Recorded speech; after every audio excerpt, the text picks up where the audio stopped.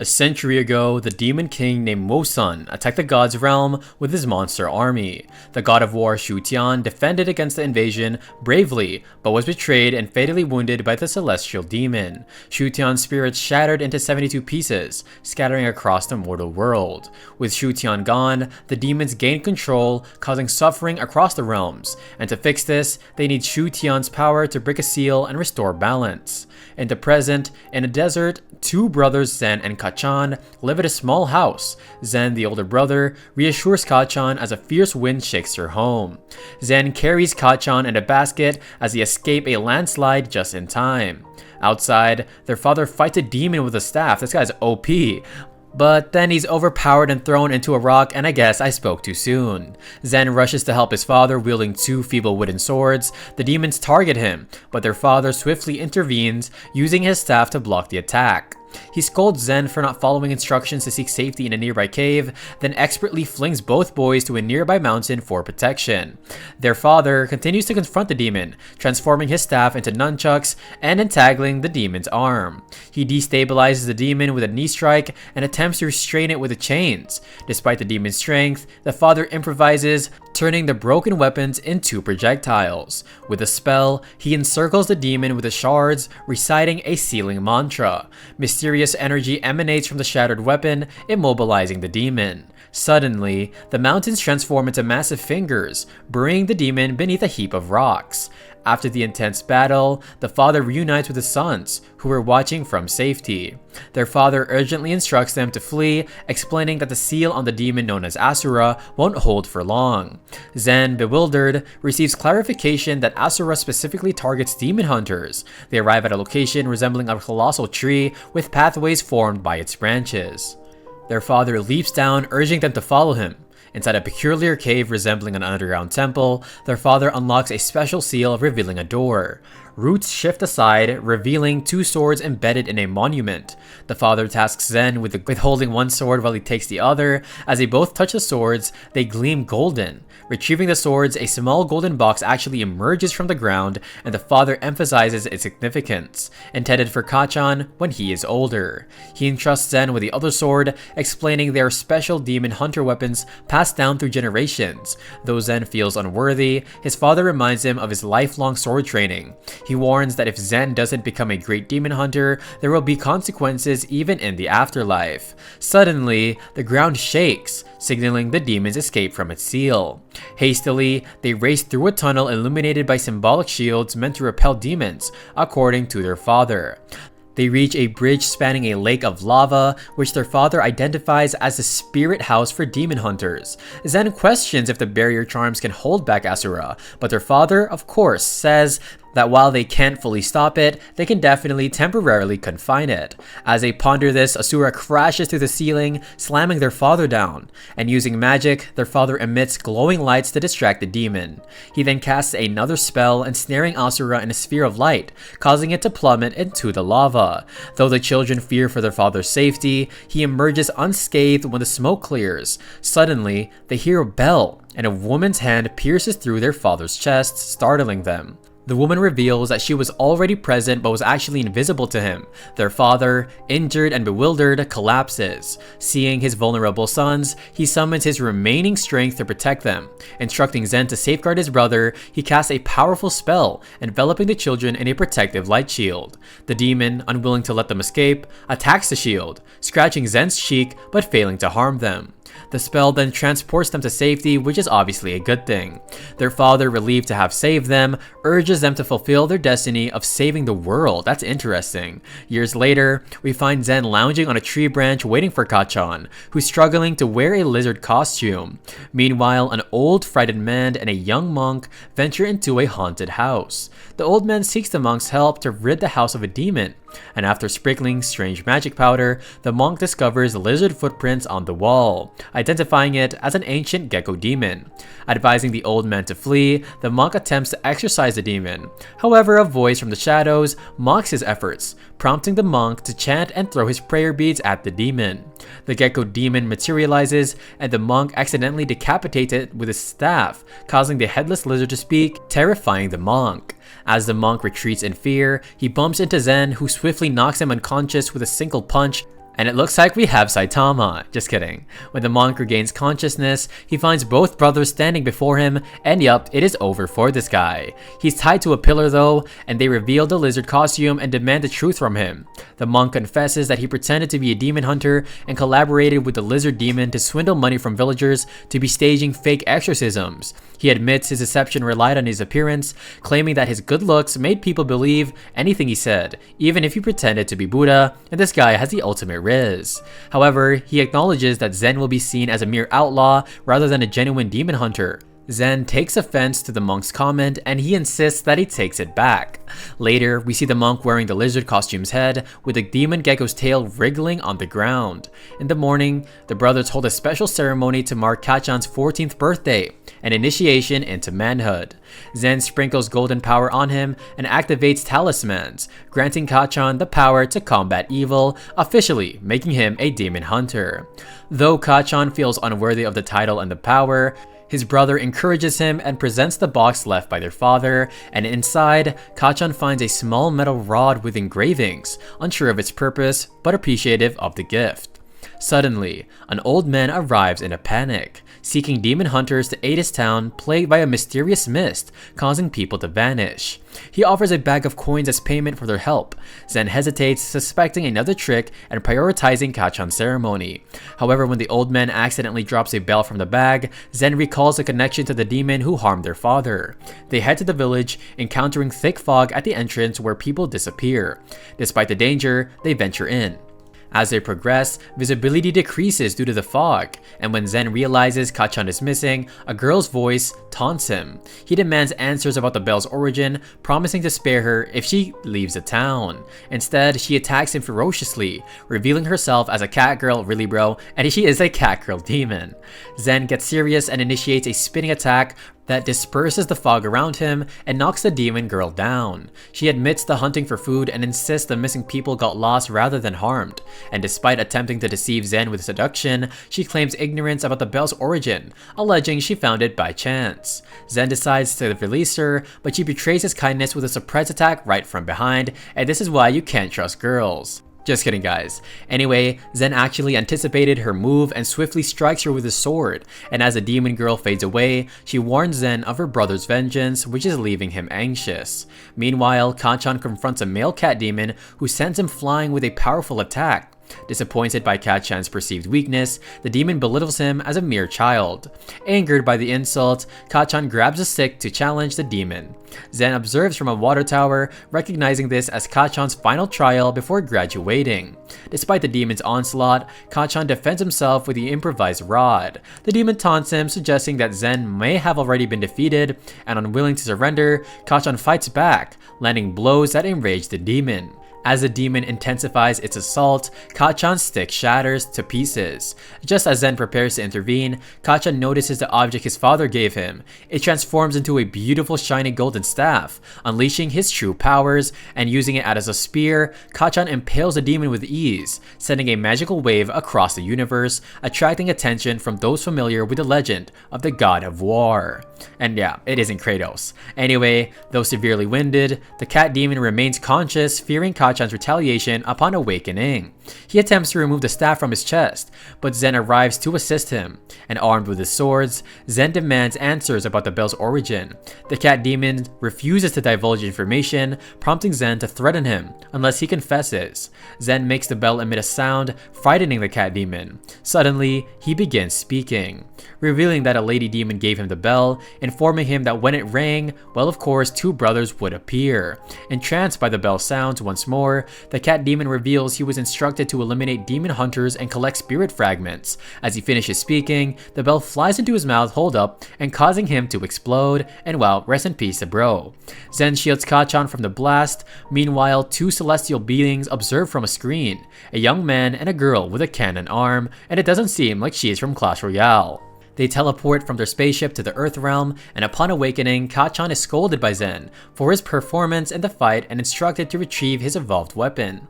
As Kachan retrieves the staff, it shrinks back to its original size, and despite Zen's laughter at their inability to enlarge it, their interaction is interrupted by the arrival of the two Celestials. Kachan introduces them as demon hunters hired by the village chief to eradicate demons.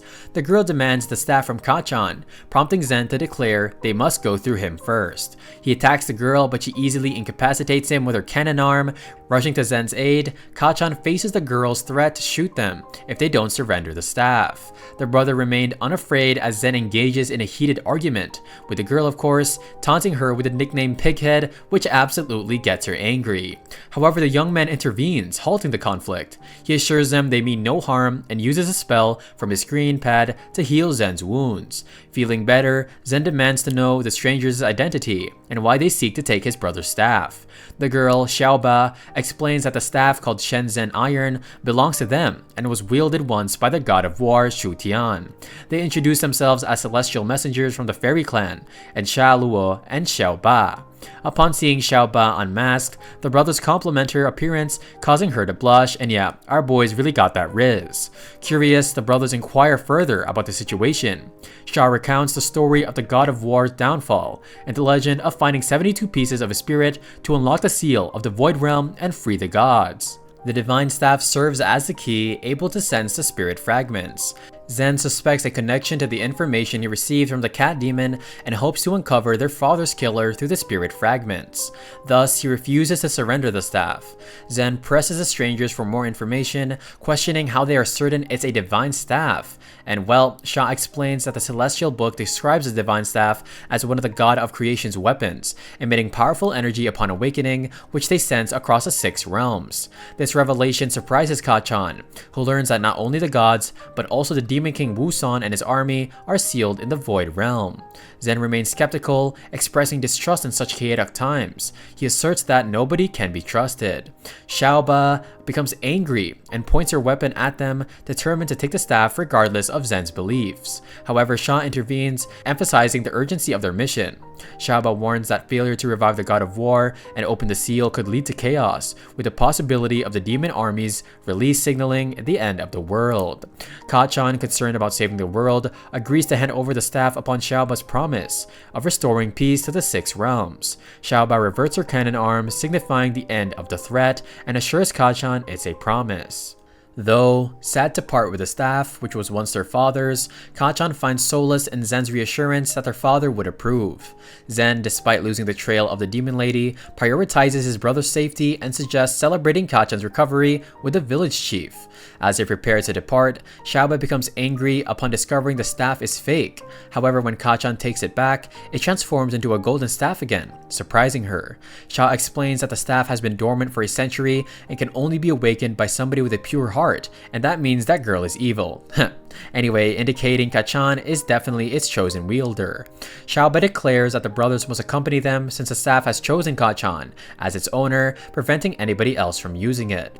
Zen sees this as a sign of fate and eagerly embarks on the journey with the celestial beings, and after receiving their reward from the village chief, they board the ship summoned by Xia, leaving the brothers in awe of its magnificence. On the ship, the brothers indulge in feasting, much to Xiaoba's annoyance, as they eat as if they haven't had food in years, and Zen teases her about her figure and playfully withholds the last piece of meat from her.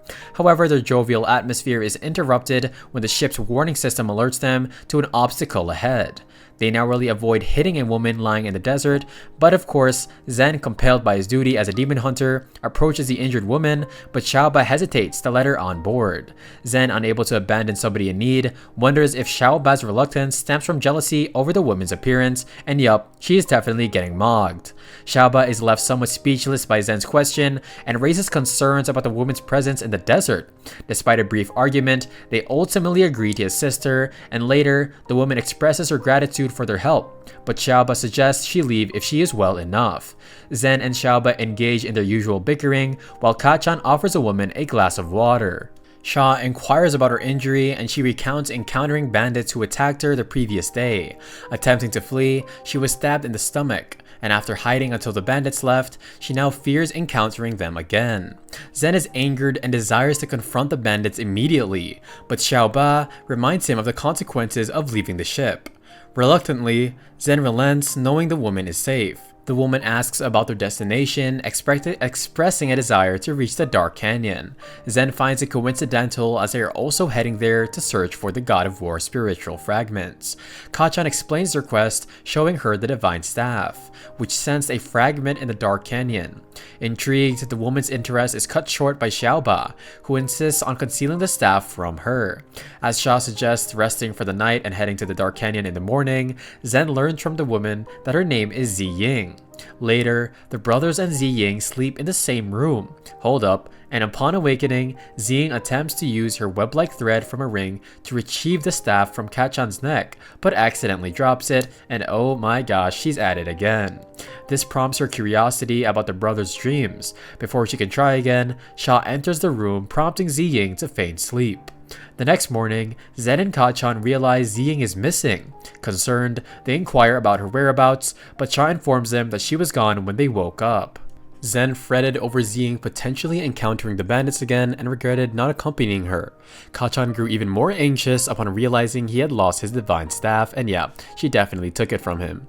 Meanwhile, Zi Ying ventured into a forest leading to the Dark Canyon, and in a flashback, Zi Ying found herself in a cave surrounded by demons and bandits, and seated on the throne at the end of some stairs, the demon boss, accompanied by his right-hand demon, revealed that they had kidnapped Zi Ying's sister, Ziyan. They demanded Zi Ying, renowned as the world's best thief, to steal the divine staff from the celestial messengers. Despite her sister's pleas, Zi Ying initially dismissed the staff as a legend. However, the demon boss unveiled a spirit fragment from the God of War, demonstrating the staff's awakening power.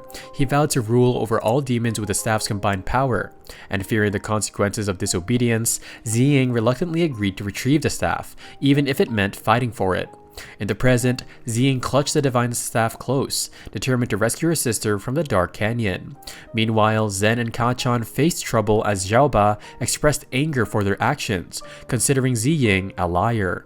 Losing the divine staff only fueled her frustration, and although Zen apologized for his oversight, Xiaoba continued to scold them, accusing Zen of falling for Zi Ying's charm. Despite Sha's attempts to calm the situation, Xiaoba insisted on teaching the brothers a lesson while focusing on navigating the ship. Well guys, that might have not went well. After a while, Sha halts the ship, noting a smell of gunpowder and the need for fresh air. Surprisingly, he announces he's located Zi Ying and the staff. Continuing their journey, Kachan acquires about their destination, and Sha reveals they're headed to the Spiderweb Cave, notorious for its intricate pathways akin to spiderwebs, making it easy to get lost. Upon reaching the cave's entrance, Sha employs his tablet to indicate the signal of the divine staff and the spirit fragment, spurring Zen's determination to retrieve them as soon as possible. Inside the cave, the demon boss and his associate prepare for an exchange. Zi Ying tosses the staff to the demon boss, reuniting with his sister Ziyan. Expressing regret for venturing to the Dark Canyon zone alone, Ziyan apologizes, understanding the consequences of her actions. Zi Ying vows to protect her sister at any cost, even enduring the curse of stealing. As they attempt to leave, the second demon obstructs their path, declaring Zi Ying's departure wasn't part of the agreement. Oh crap. Zi Ying engages in a skirmish with the second demon, using her web thread to ensnare him momentarily. However, he manages to break free and attacks, prompting Zi Ying to wield the staff, but it fails to extend, as expected. Despite her efforts, she blinds the demon temporarily with her thread, allowing them to flee, and as they run, Ziyan stumbles but Zi Ying remains to protect her. At the ensuing struggle, Zi Ying confronts the demon boss, utilizing her web powers to trap him against a wall momentarily. However, he counters with a spell, knocking her down.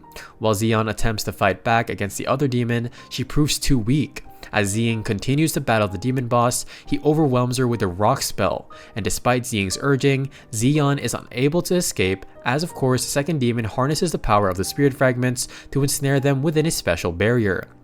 Inside the cave, Ziying is astonished to discover that the demon also possesses a fragment. Meanwhile, outside, Sha informs the group that he can track the staff's trail due to the complexity of the cave's interior. Zen proposes splitting up, while Kachan accompanying him, prompting Xiaoba to caution them against being deceived again, and as they delve deeper into the cave, Kachan becomes anxious as all the passages appear identical. However, Zen reassures him, relying on Ziying's distinct scent to guide them. Eventually, they stumble upon a more expansive area and eavesdrop on Ziying's negotiation with the demons. She offers to surrender the staff in exchange for their freedom, but the demons reject the proposal, demanding both sisters and the staff. Amidst the tense standoff, Ziying's stomach begins to bleed, causing concern for her sister. Of course, guys, despite Ziyan's pleas for mercy, the demon boss strikes a deal, promising safety in exchange for cooperation. Witnessing the unfolding scene, Kachan is eager to intervene. Hey, that kind of rhymed. And of course, Zen advises patience, waiting for the opportunity to strike. As the demons deactivate the barrier, a confrontation begins to happen. In a desperate bid to protect her sister, Ziying scratches the demon's boss's face with her web, enraging him. He launches a rock spell at Ziying, but Ziyan shields her, sustaining severe injuries. In her final moments, Ziyan apologizes to Ziying before succumbing, leaving Ziying grief-stricken. Enraged by the loss, Zen launches an assault on the demons with his swords, and despite the leader summoning a massive sword to defend himself, Zen instructs Ziying to seek safety, while Kachan attempts to of course ambush the second demon, only to be overpowered and thrown to the ground. Suddenly, a massive explosion rocks the cave as Xiaoba and Sha burst in unexpectedly, catching the demons off guard. Xiaoba's attempt to shoot Ziying is intercepted by Zen, causing the shot to detonate the cave ceiling. Amidst the chaos, Kachan intervenes, attempting to pacify Xiaoba. As the confrontation intensifies, Kachan tries to explain to Xiaoba that there's more to Ziying than meets the eye, but Xiaoba remains quite skeptical. However, her attention is drawn to the two demons shielded by a magical barrier, and of course, Sha discerns that they're utilizing the spirit fragment of the god of war. The demon leader derides the group's efforts, claiming their weaponry is insufficient. However, unfazed, Xiaoba prepares to attack, while Zen urges Ziying to flee with her sister, enlisting Kachan's help. Threatening the second demon with his demon-slaying swords, Zen prevents him from obstructing their escape, and recognizing the potency of Zen's swords, the second demon hesitates. Meanwhile, Xiaoba taunts the leader, provoking his ire. He orders his minions to attack, but Xiaoba remains composed, urging Sha to handle the situation. Sha summons a powerful wind tornado with his tablet, dispatching numerous bandits from the cave, and with only the two demons left, Zen instructs his brother to escort the girls to safety and show off his riz. Well, he didn't say that, but anyway. However, the leader obstructs their exit, launching a barrage of rock spikes. Sha intervenes, lifting Ziying and Kachan with his tornado spell, shielding them from harm. In the ensuing battle, Zen clashes swords with the sword demon boss, while Xiaoba deflects the second demon attack with her cannon spikes. Sha conjures a storm with thunderbolts, incapacitating the demons. Xiaoba prevents the second demon from erecting a barrier by hurling him into the storm, and following Sha's instructions, Zen and Kachan assist the injured ladies. Zen carries Ziyan, while Kachan supports Ziying, who apologizes for deceiving them. Kachan reassures her, and she returns the staff to him. As the demon boss attempts to attack Sha, the celestial messenger evades and retaliates with an awesome fire spell, and the demons counters with a rock wall but is repelled by Xiaoba's intervention. Despite the demon's warning, Xiaoba remains undaunted, taunting him even further, and she really is just too much of a savage. Enraged, the demon unleashes his power, causing the cave to absolutely tremble, and Sha cautions the group about the demon's formidable spirit fragment, urging them to exercise caution despite his weakened state. As the battle reaches its climax, the demon summons floating rocks as projectiles, prompting Sha to conjure a water wall to shield them. However, the rocks pierce the liquid, forcing them to retreat. Xiaoba releases a powerful energy wave with her cannon, but the demon erects a rock dome just in time to shield himself, boasting about his impregnable defense, and yeah, this guy's just showing off now. Unbeknownst to the demon, he stands at a pool of water, enabling Sha to cast a lightning spell, electrocuting the area. and Xiaoba delivers the finishing blow with a powerful shot, reducing the demon to ashes and releasing the spirit fragment from his body. Amidst the collapsing cave, the group suddenly rushes to safety, with the brothers carrying the injured ladies as well. Outside the cave, Xing expresses gratitude for their assistance, and Zen reassures her that there is hope for her sister's recovery. Suddenly, the second demon emerges, oh crap, and he launches an attack on Zen. However, Kachan intervenes, tackling the demon to the ground just in time. The demon retaliates, attempting to harm Kachan with his dagger, but Zen steps in to protect his brother. The demon challenges Zen to a duel, displaying remarkable speed and agility, props to him, and inflicting wounds upon Zen in the process. As the fight intensifies, the demon uses a spell to slowly turn Zen into a statue, and despite his predicament, Zen urges Kachan to flee with the girls, promising to catch up later. Refusing to abandon his brother, Kachan attempts to, of course, break the barrier, injuring himself in the process. Witnessing Kachan's resolve, Zen encourages him, reminding him of the past victories and his potential as a demon hunter. Suddenly, the staff around Kachan's neck begins to glow, and his eyes change color, imbuing him with a newfound power. With a powerful attack, Kachan absolutely shatters the barrier and confronts the demon. However, when the demon attempts to seize the staff, it reverts to its small metal form upon contact, thwarting his efforts. As Zen's petrification slowly wears off, he approaches the wounded Kachan, who expresses relief at having helped break free from the barrier before passing out from exhaustion. The demon is bewildered by the staff's sudden change and attempts various phrases to enlarge it again, to no avail, and my brother is just yapping. While distracted, Zen seizes the opportunity to slice off this ugly demon's arm, you had to get roasted bro, causing him immense pain. Despite the demon's attempts to defend himself with super speed, Zen's enhanced agility allows him to outmaneuver the demon effortlessly, and during the battle, the demon has a sudden flashback of a white-haired man wielding the same swords as Zen. With a swift strike, Zen brings the demon to his knees, and the demon, now in agony, reveals that he is a human and asserts that demon hunters cannot kill humans. However, Zen counters that the demon's heinous actions transcend such rules, and the demon reminisces about an encounter with his dual sword demon hunter over 12 years ago, recounting how he was defeated but spared the hunter.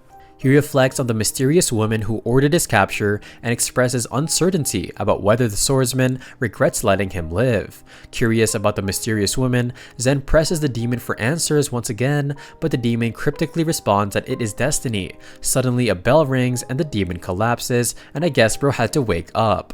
Of course, releasing another spirit fragment, and back on the ship that night, Sha attempts to heal Xion's severe injuries, but concludes that celestial magic alone cannot save her. Devastated, Kachan runs out in tears, while Xing, of course, laments her inability to save her sister. Sha proposes an alternative solution, sealing Xion's spirit and using the god's power to heal her in the future. Xing agrees, and Sha transfers her spirit into the Xing's ring, and outside, Kachan ponders why the staff chose him. Zen appears, of course, and returns the staff, affirming Kachan's untapped potential. He explains their mission on saving Xing's sister, and urges Kachan to believe in himself. Motivated, Kachan rushes back to the ship after Xiaoba's call, and left alone, Zen contemplates the demon's words about the previous dual sword user, and inside the ship, the Celestials give Kachan the spirit fragments they've collected, which the divine staff absorbs. Xiaoba warns Kachan not to lose it again, and as Zen arrives, they prepare to continue their journey, with Xiying expressing her desire to accompany them, believing she can contribute to their quest. Zen's impulsive action catches Sha and Xiaoba off guard as they watch him cut through the wall and enter the building. Sha sighs and remarks on Zen's usual approach of diving headfirst into danger. Inside the building, Zen and Xiaoba find themselves surrounded by guards who draw their weapons and demand their identities. Zen, undeterred, brandishes his swords and warns the guards not to interfere with their mission. Meanwhile, at the shop, Xing looks after Kachan, who's feeling sick and having scary dreams. She soothes him with a damp cloth. In his dream, the two spirit pieces in the divine staff turn into spirits and form a yin-yang symbol. Then, the dream changes to an ancient war between gods and demons. The god of war battles them, but gets betrayed. Kachan senses the demon souls in the spirit pieces, and they try to tempt him to use the spirit piece to gain power by giving up his soul.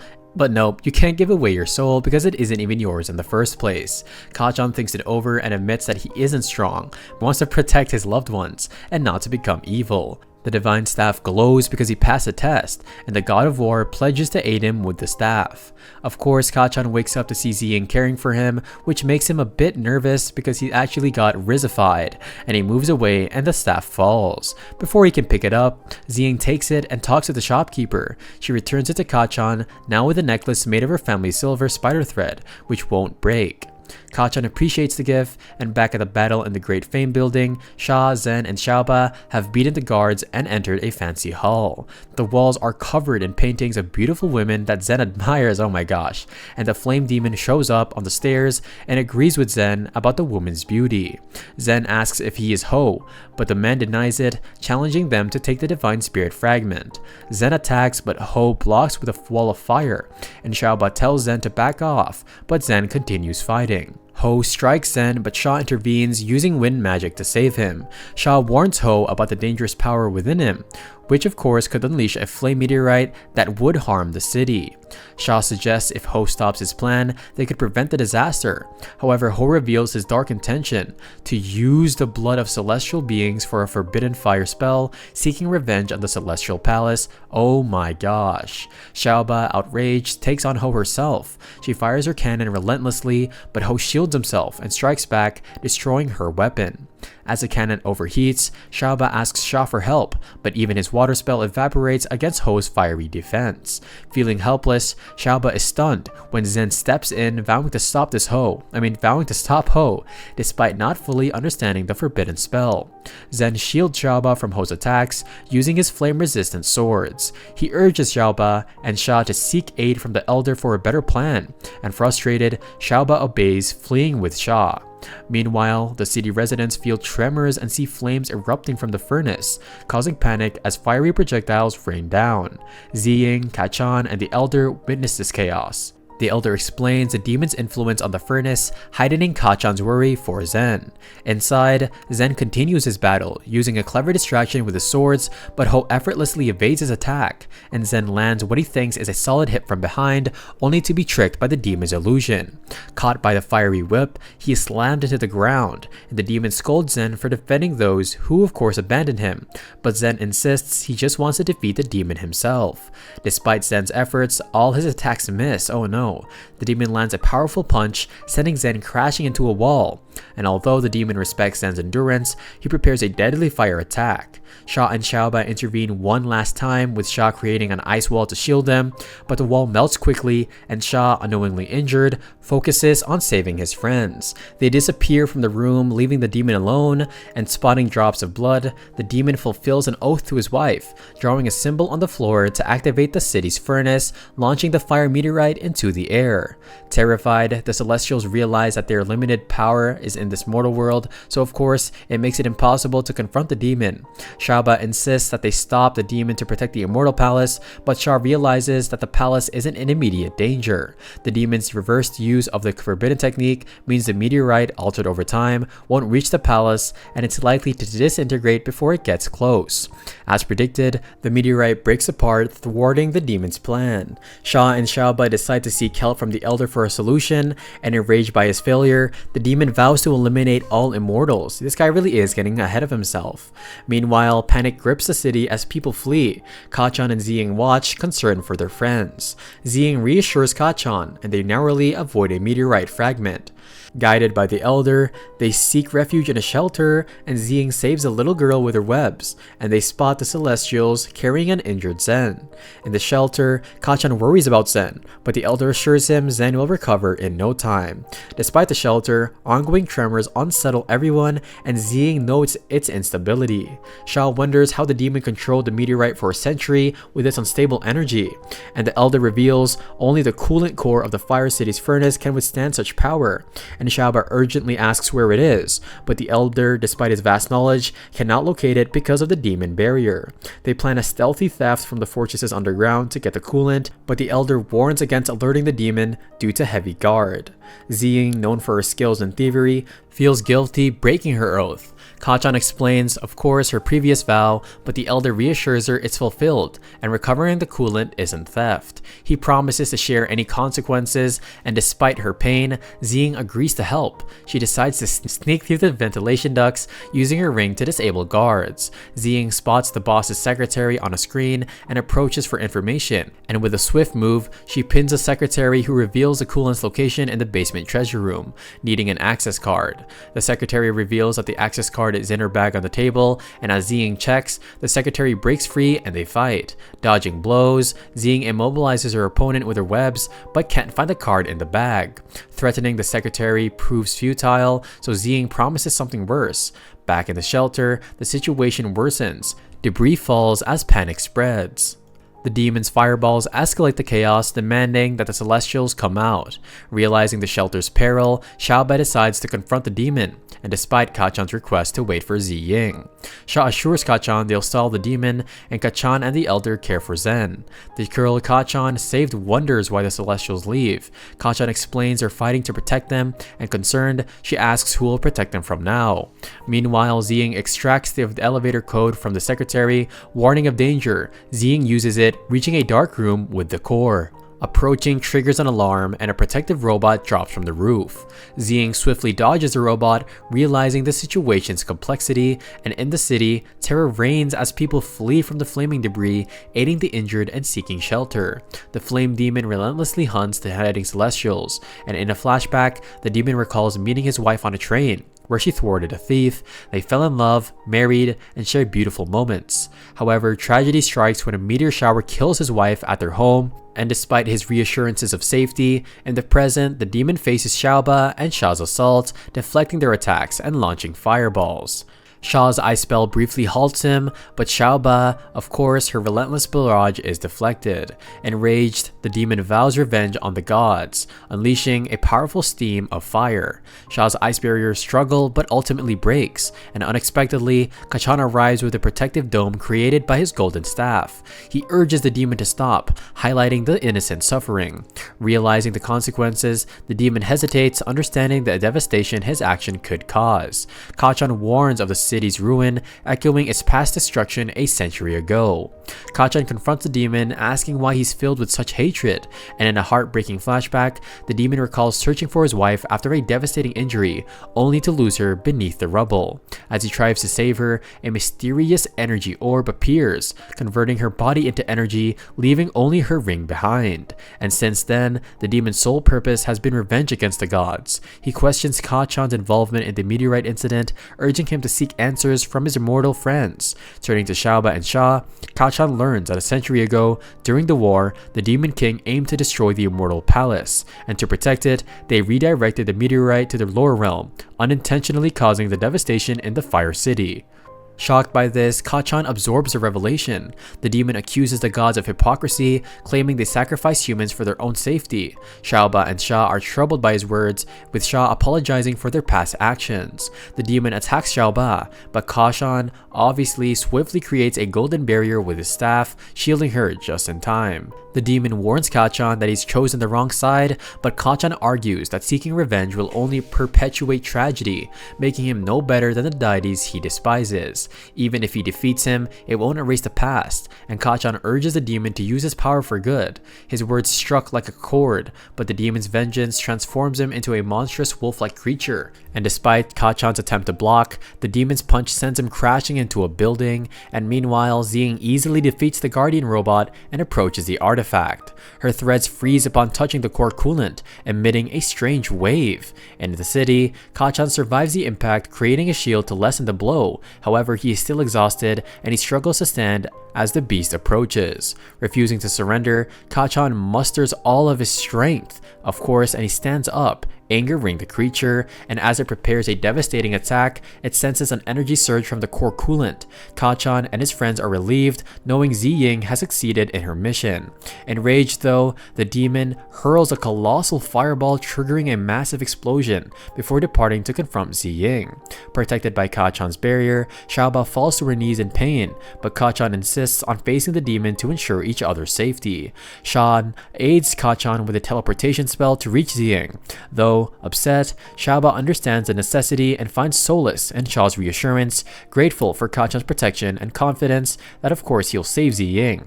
In the core chamber, Ziying hides as an armored demon smashes through the wall and seizes the core. The flame demon beast arrives, demanding the core's release. They clash fearlessly, and shaking the room, Ziying narrowly avoids being crushed. The armored demon seeks the God of War's fragment within the beast, transforming into a minotaur and overpowering it to claim the spirit fragment. Kachan arrives, breaking the fragment's container with a staff, absorbing all of its power, and bro really just took all of the best stuff. The demon attacks Kachan, but Ziying intervenes, rescuing him.